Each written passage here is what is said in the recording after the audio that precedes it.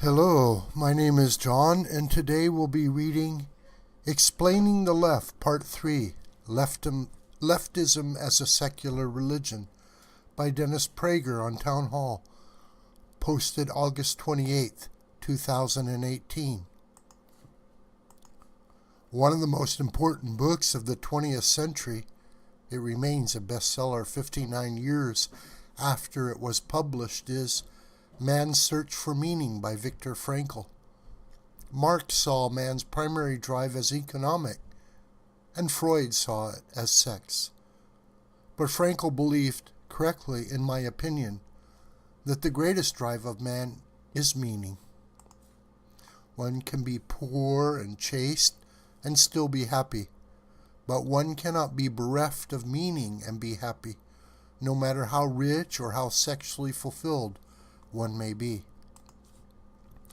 The greatest provider of meaning for the vast majority of human beings has been religion. In the West, Christianity, and on a smaller scale, Judaism, provided nearly all people with the Bible, a divine or divinely inspired text to guide their lives, a religious community, answers to life's fundamental questions, and above all, meaning. A good God governs the universe.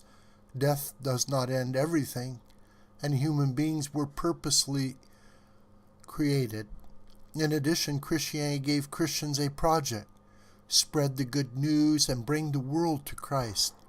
And Judaism gave Jews a project: live by God's laws of ethics and holiness, and be a light unto the nations. All this has disappeared for most Westerners. The Bible is regarded as myth, silly at best, malicious at worst. There is no God, certainly not the morality, giving and judging God of the Bible. There is no afterlife. Human beings are a purposeless coincidence with no more intrinsic purpose than anything else in the universe. In short, this is all there is. So if the need for meaning is the greatest of all human needs, and that which supplied meaning no longer does, what are millions of Westerners supposed to do? The answer is obvious: find meaning elsewhere. But where? Church won't provide it, nor will marriage and family. Increasingly, secular individuals in the West eschew marriage, and even more do not have children. It turns out, to the surprise of many, that marriage and children are religious values, not human instincts. In the West today, love and marriage and children go together like a horse and carriage. For faithful Catholics, Orthodox Jews, religious Mormons, and evangelical Protestants, not for the secular. I know many religious families with more than 4 children. I do not know one secular family with more than 4 children, and the odds are you don't either. The answer to the great dearth of meaning left by the death of biblical religion in the West is secular religion. The first 2 great secular substitutes were communism and Nazism. The first provided hundreds of millions of people with meaning. The latter provided most Germans and Austrians with meaning. In particular, both ideologies provided the intellectual class with meaning. No groups believed in communism and Nazism more than intellectuals. Like everyone else, secular intellectuals need meaning. And when this need was combined with intellectuals' love of ideas, especially new ideas, new is almost erotic in the power of its appeal to secular intellectuals. Communism and Nazism became potent ideologies. With the fall of communism and the awareness of the extent of the communist mass murder, about 100 million non-combatants, and mass enslavement, virtually all individuals in communist countries, except for Communist Party leaders, are essentially enslaved.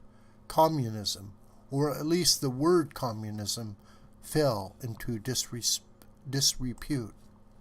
So what were secular intellectuals to do once communism became the god that failed? The answer was to create another left-wing secular religion, and that is what leftism is, a secular meaning giver to supplant Christianity. Left-wing religious expressions include Marxism, communism, socialism, feminism, and environmentalism. Leftism's guiding principles, notwithstanding the principles of those Christians and Jews who claim to be religious yet hold leftist views, are the antithesis of Judaism and Christianity's guiding principles. Judaism and Christianity hold that people are not basically good. Leftism holds that people are basically good. Therefore, Judaism and Christianity believe evil comes from human nature, and leftism believes evil comes from capitalism, religion, the nation-state, i.e. nationalism, corporations, the patriarchy, and virtually every other traditional value. Judaism and Christianity hold that utopia on earth is impossible. It will only come in God's good time as a messianic age or in the afterlife. Leftism holds that utopia is to be created here on earth and as soon as possible. That is why leftists find America so contemptible. They do not compare it to other nations, but to a utopian ideal, a society with no inequality, no racism, no differences between the sexes, indeed no sexes, and no greed in which everything important is obtained free. Judaism and Christianity believe God and the Bible are to instruct us on how to live a good life, and how the heart is the last place to look for moral guidance. Leftists have contempt for anyone who is guided by the Bible and its God, and substitute the heart and feelings for divine instruction.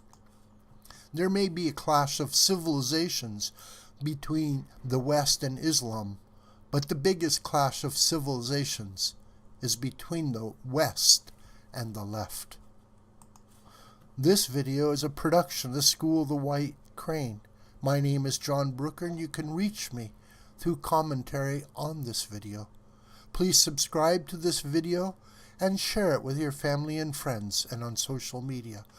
May God richly bless you, my beloved.